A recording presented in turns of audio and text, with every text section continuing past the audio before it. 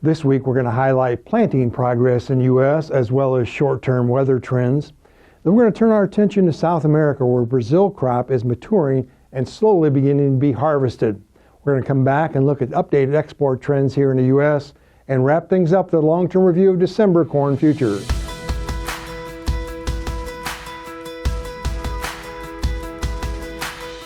Hi, this is Brian Bastine with Advanced Trading. Let's talk about the corn market. We've moved in the final few days of May here, and we're starting to see a wrapping up of corn planting for 2025.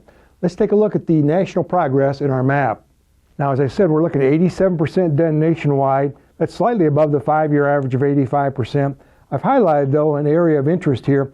We're still struggling a little bit in the eastern corn belt. For example, Ohio at 54% compared to 73% on average. Also Kentucky at 70% compared to 82% on average. So we'll keep a close eye on that weather forecast for those key states short term.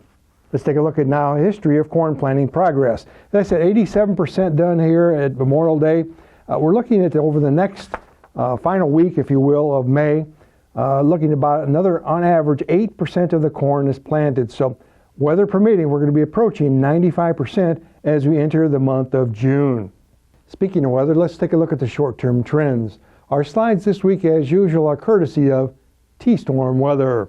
We're looking here at some showers and thunderstorms here through Friday of this week. Now, the heaviest amount is in that dark green area there. That's supposed to be about a ½ inch to 1.5 inches. All across that lighter green area here, more along the lines of a 1/4 inch. So hopefully we can get a window of planting opportunity for that eastern corn belt. Let's take a look at temperatures now. Temperatures are forecast to remain cool here through Thursday of this week. Now, there is a pattern change emerging, whereas we get to the last few days of May here this weekend, and particularly next week, things are going to warm up noticeably.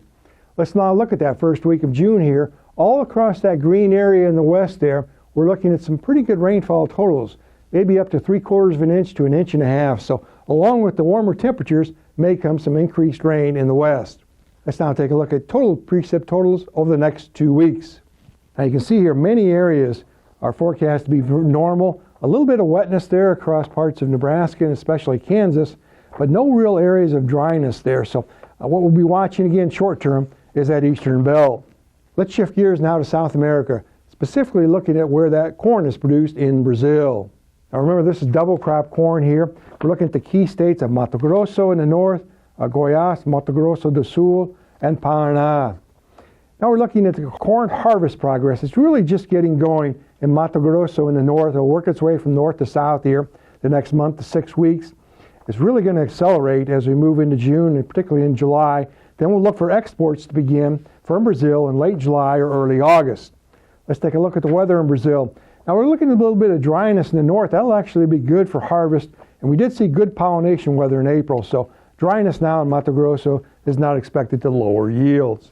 Let's shift gears now and look at updated trends in U.S. exports. I continue to see a brisk pace of U.S. export sales here, looking at the highest level in 4 years. Now, if we remove China from the equation, we're looking at nearly a 20-year high here. Key message, as the crop year begins to wind down here, the final quarter of the crop year is June to August, we look for exports of U.S. corn to remain strong as competitor supplies are low. And the bias is the USDA may still be understating annual exports slightly at 2.6 billion bushel. Let's wrap things up this week looking at trends in December corn. December corn, as you tape on Wednesday of this week, is trading near $4.60 a bushel. Again, look at that all during that July, August, September time period. Potential is certainly there for quite a bit of price volatility. That's why we strongly encourage you to continue to work closely with your trusted risk management advisor to manage price movement. Now, if you'd like more information, please feel free to contact us at 800-664-2321. We'll put you in contact with one of our risk management consultants who'll be happy to visit with you at your convenience. And remember, we update every Wednesday. Make sure to subscribe to our channel to never miss an upload. Thanks a lot. Have a good week.